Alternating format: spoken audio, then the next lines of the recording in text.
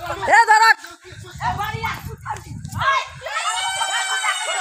ধরক ধরক ধর ধরক ধর ধর ধরি থাক এর পাগলিগিরি ধরি থাক এ ধরক। জমি নিয়ে বিরোধের জের ধরে মিন্নুজা বেগম নামে এক নারীর এভাবে মাথার চুল ধরে মারধর করেন রহিমউদ্দিন নামে এক ব্যক্তি। লালমনিরহাটের হাতীবান্ধা উপজেলার বড়খাতা ইউনিয়নের তহসিলদারপাড়া এলাকায় ওই নারীকে মারধর করা হয়। ওই এলাকার তোজাম্মেল হোসেনের পুত্র রহিমউদ্দিন শুধু ওই নারীকে মারধর করে থেমে থাকেনি। গত 12 নভেম্বর তার বসতবাড়িতে আগুন দেয় এবং 14 নভেম্বর তার জমি দখল করেন রহিমউদ্দিন, এমন অভিযোগ ওই নারীর পরিবারের। এ ঘটনায় হাতীবান্ধা থানায় পৃথক পৃথক 2টি অভিযোগ করেন মিন্নুজার পুত্রবধূ রিপা বেগম। আমার স্বামীর বাবার পৈতৃক সম্পত্তি, আমরা ধান আবাদ করলাম, ধান কাটতে আনলাম, আনার পর এই জমি খালি হইল। জমি নিয়ে দীর্ঘদিন থেকেই সমস্যা। তার মধ্যে আমার চাচা শ্বশুর পরশুদিন আমাদের বাড়িতে আগুন লাগাই দিছে।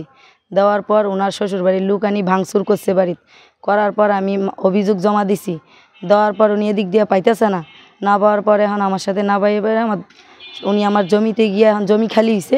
এখন উনি রাত্রের বেলায় গত রাত্রে উনি জমিতে গিয়ে আমার মাল্লি টাল্লি ঢলে দিয়া উনি পুরা জমি বেদখল নিয়ে নিছে। আমার ভাসুর আর দুইটার সময় জমি দখল করছে, আমার দখলি জমি বাড়িতে আগুন লাগিয়ে দিছে। আমার ভাসুর আমার ছেলে তাই। এ নিয়ে রহিমউদ্দিনের সাথে কথা বলতে তার বাড়িতে গেলে তার দেখা পাওয়া যায়নি। আর পুলিশ বলছে অভিযোগের আলোকে তদন্ত করে আইনি ব্যবস্থা নেওয়া হবে। হাতীবান্ধায় এসএস স্কুলের পাশে জালালের তেল পাম্পের পূর্ব দিকে আতিকুলের চাতাল সংলগ্ন আরবি ও বাংলা শিক্ষায় গড়ে উঠেছে হাতীবান্ধা প্রি ক্যাডেট মাদ্রাসা। জেনারেল ও হিফজ শাখায় প্রথম থেকে পঞ্চম শ্রেণী পর্যন্ত ভর্তি চলছে।